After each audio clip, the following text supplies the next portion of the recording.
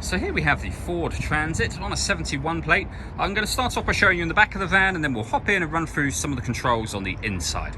As you can see, we have this side sliding door access, the two rear doors of course, all ply lined, and we have the full metal bulkhead as well.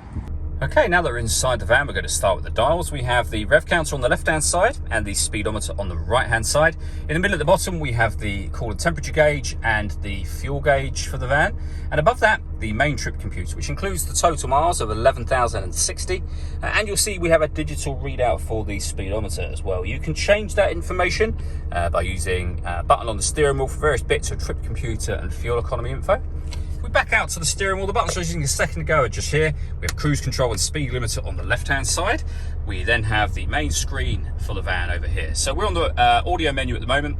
We have AM, FM and DAB radio, Bluetooth audio as well. We also have two separate USB inputs. One just here next to a 12-volt charging socket, and the other down here. So you can plug devices into those, and they will appear up here as further options for you.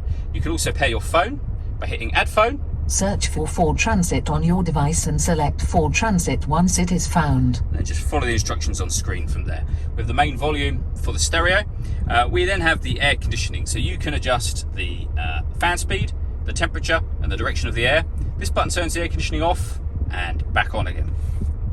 We have a 12-volt charging socket, USB input that I mentioned already, and then that 6-speed manual gearbox. All that leaves me to say is thank you for taking the time to watch this video. If you'd like to come and see the van for yourself and have a test drive, please feel free to call any of our MJA sites. We'd love to hear from you soon.